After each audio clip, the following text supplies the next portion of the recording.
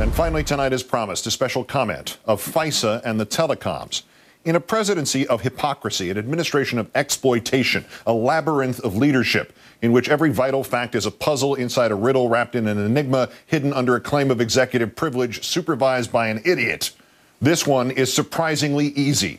President Bush has put protecting the telecom giants from the laws ahead of protecting you from the terrorists. He has demanded an extension of the FISA law, the Foreign Intelligence Surveillance Act, but only an extension that includes retroactive immunity for the telecoms who helped him spy on you.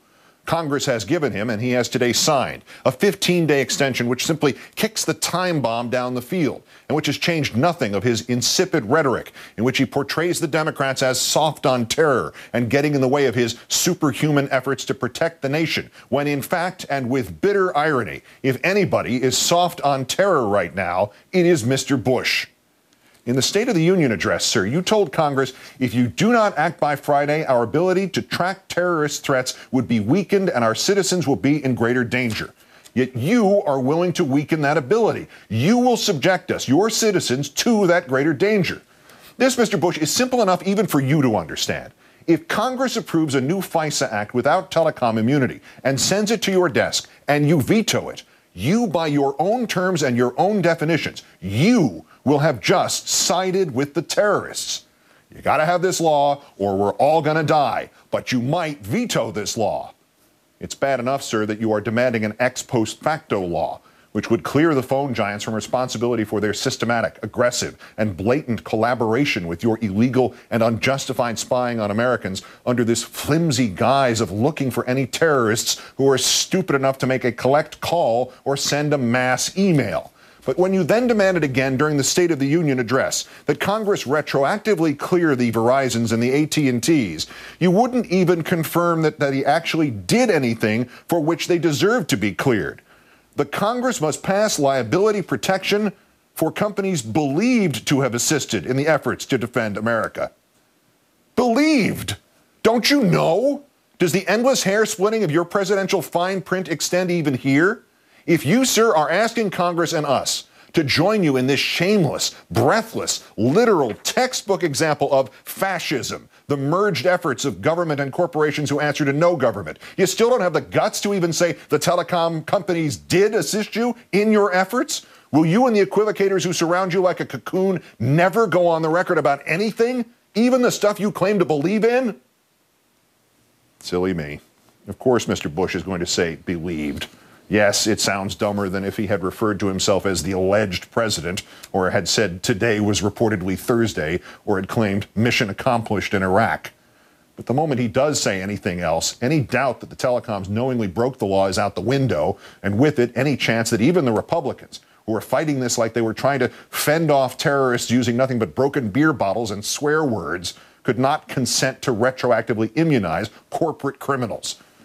Which is why the vice president probably shouldn't have phoned into the Rush Limbaugh propaganda festival yesterday. Sixth sentence out of Mr. Cheney's mouth.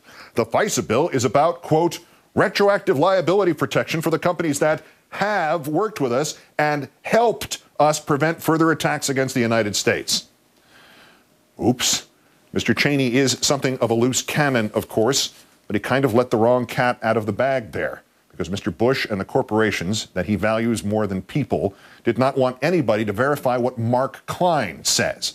Mark Klein is the AT&T whistleblower who appeared on this newscast last November, who explained in the placid, dull terms of your local neighborhood IT desk how he personally attached all of AT&T circuits, everything, carrying every phone call, every email, every bit of web browsing into a secure room number 641A at the Folsom Street facility in San Francisco, where it was all copied so the government could look at it. Not some of it, not just the international part of it, certainly not just the stuff some truly patriotic and telepathic spy might be able to divine had been sent or spoken by or to a terrorist. Everything. Every time you looked at a naked picture, every time you bid on eBay, every time you phoned in a donation to a Democrat.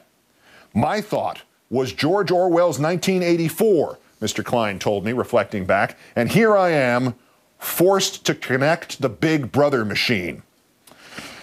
You know, Mr. Bush, if Mr. Klein's Big Brother machine, the one the vice president conveniently just confirmed for us, if it was of any damn use at all at actually finding anything, you could probably program it to find out who started that slanderous email about Barack Obama.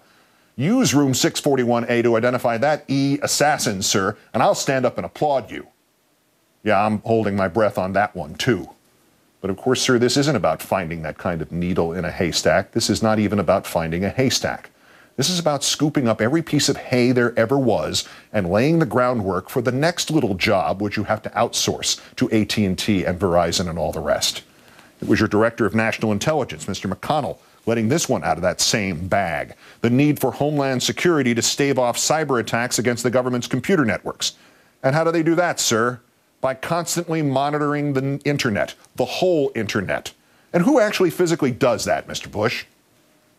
Right, the same telecom giants for whom you want immunity quickly, so quickly you wouldn't believe it. Because this previous domestic spying and this upcoming policing of the internet, they may be completely evil, indiscriminate, unlawful, so you have to dress it all up as something just the opposite. It isn't evil, it's, you said, to protect America. It isn't indiscriminate. You said it's the ability to monitor terrorist communications. It isn't unlawful. It's just the kind of perfectly legal thing for which you happen to need immunity. There's yet another level to this, and here we move from Big Brother to sleazy son.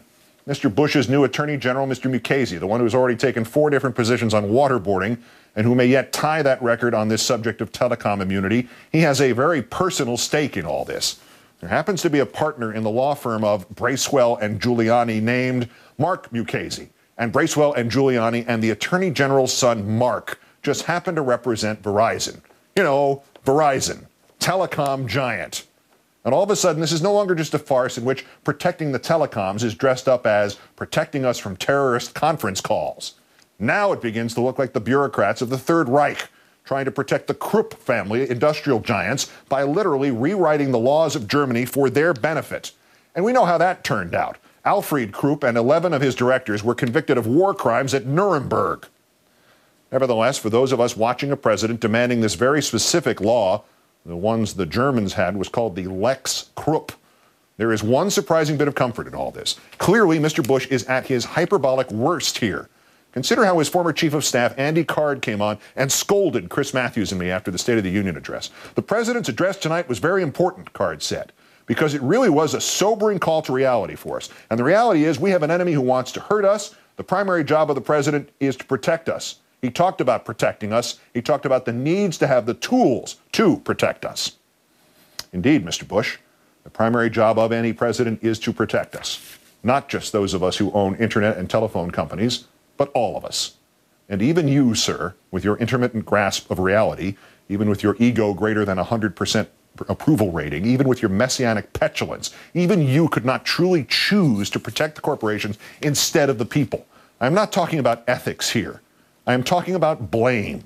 Even if it's you throwing out the baby with the bathwater, Mr. Bush, it still means we can safely conclude there is no baby. There is not a choice of protecting the telecoms from prosecution or protecting the people from terrorists, sir. There is a choice of protecting the telecoms from prosecution or pretending to protect the people from terrorists. Sorry, Mr. Bush, the eavesdropping provisions of FISA have obviously had no impact on counterterrorism, and there is no current or perceived terrorist threat, the thwarting of which could hinge on an email or a phone call that's going through room 641A at AT&T in San Francisco next week or next month. Because if there were, Mr. Bush, and you were to, by your own hand, veto an extension of this eavesdropping, and some terrorist attack were to follow, you would not merely be guilty of siding with the terrorists. You would not merely be guilty of prioritizing the telecoms over the people. You would not merely be guilty of stupidity. You would not merely be guilty of treason, sir, but you would be personally and eternally responsible. And if there is one thing we know about you, Mr. Bush, one thing that you have proved time and time again, under any and all circumstances, it is that you are never responsible. Good night and good luck.